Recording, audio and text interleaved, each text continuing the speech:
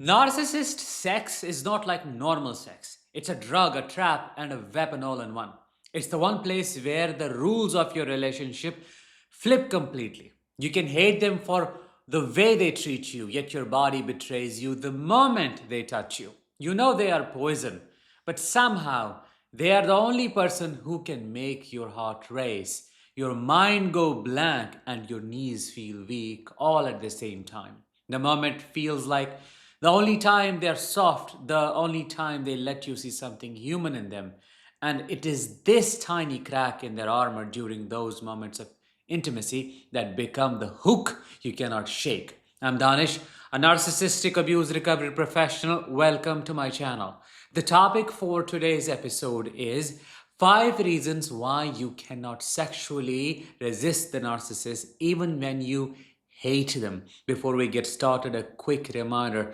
I'm doing a training on master co-parenting with a narcissist on 23rd and 24th of this month. If you want to join, click the link in the description. Let's start with the truth most people will never tell you. A sexual trauma bond with a narcissist is not just about desire or attraction. It's a carefully engineered connection that locks you in on every level: physical, emotional, hormonal, and spiritual.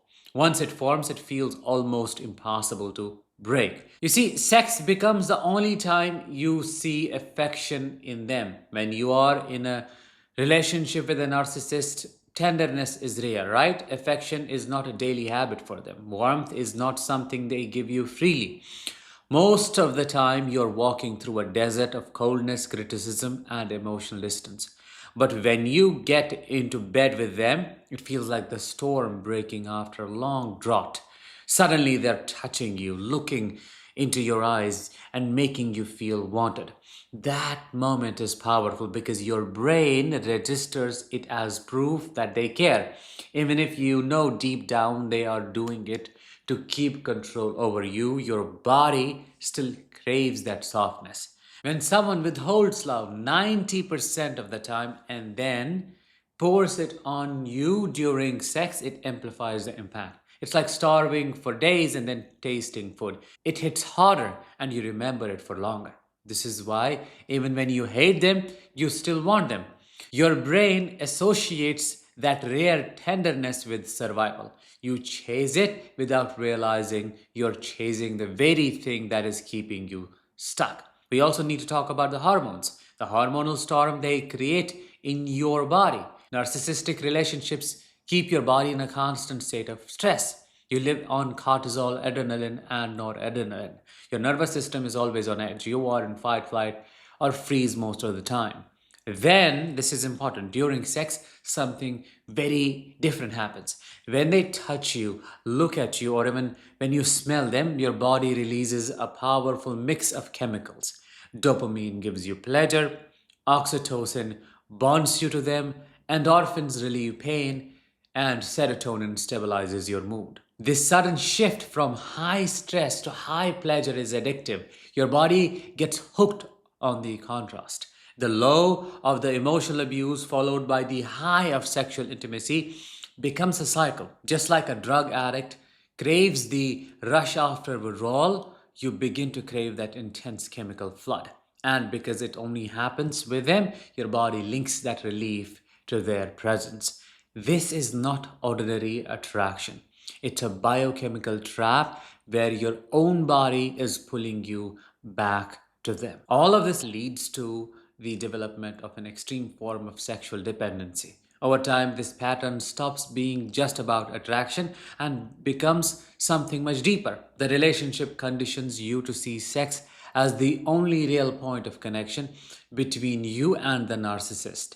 Outside of the bedroom, they're cold, dismissive, or outright cruel. But during sex, they flip completely. They become attentive, they focus entirely on you, or that is how you see it. They read your body as if they have memorized every reaction and they love what they create. This contrast makes your brain link sex with safety. You start to believe that intimacy is the only time they will not hurt you. So you unconsciously begin to use sex as a way to regulate the chaos in the relationship. You may initiate it after an argument, hoping it will smooth things over. You may give in to their advances even when you are angry, just to avoid conflicts. You start seeing it as the fastest way to get relief from the emotional pressure they keep you under. What makes this dependency so powerful is the cycle of deprivation and reward. When they withhold affection for days or weeks, it builds a hunger in you. And when they finally give it, the experience feels magnified. The release is so intense that your body remembers it more than all the times they hurt you. This is how the dependency cements itself. Have you been there? Can you relate to what I'm talking about? Let me know in the comments. They know exactly how to use this to their advantage. If they sense you are drifting away, they turn on the charm in the bedroom. If they feel you're slipping out of their control, what do? They offer the very thing they know you cannot resist. In their mind, sex is not about mutual pleasure, it's about reinforcing their dominance over you in the most intimate way possible.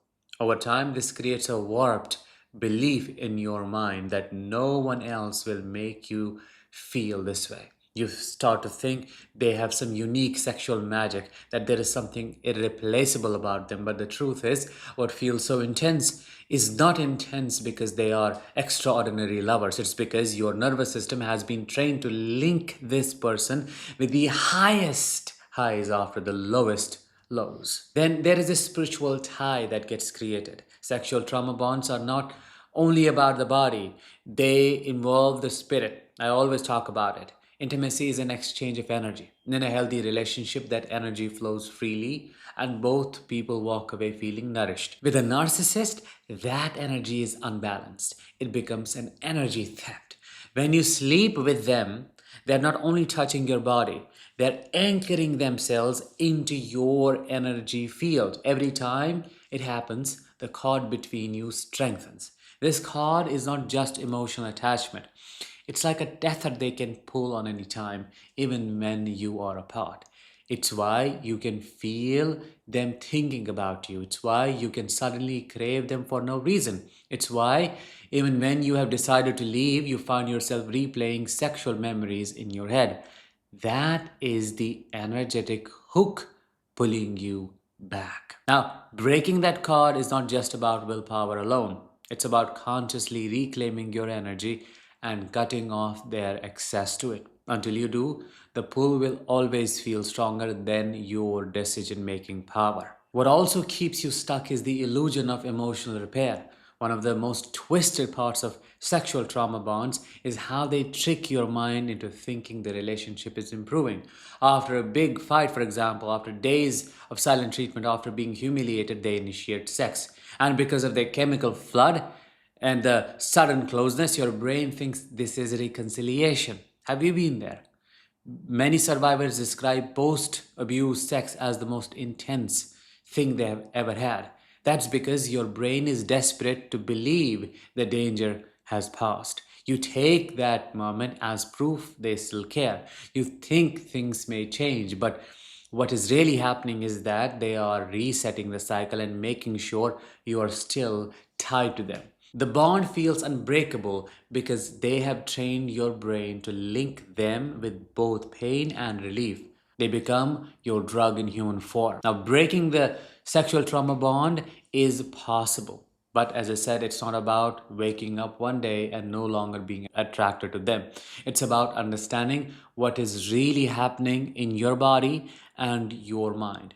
Once you see the mechanics, you stop confusing it with love or desire. First, you must understand that craving them does not mean you want the relationship. Write it down. It means your nervous system is still trained to seek the high after the low. You can retrain it by finding other sources of pleasure, connection, and safety. Second, you must address the hormonal trap. That means giving your body consistency, sleep, nutrition, movement, and stress relief. When your system is regulated, you do not crave extreme highs and lows as much. Third, the spiritual cord must be cut through meditation, energy clearing, or whatever practice helps you reclaim your space and remove their imprint. If you want to learn more about all of these practices, sign up for the wait list of my membership program called Thrive After Narcissistic Abuse. It is an all in one solution to everything related to healing after narcissistic abuse. Link is in the description of this episode. With that, let's bring this one to an end. Thank you so much for listening. I will talk to you in the next one. Until then, as always, let the healing begin and continue.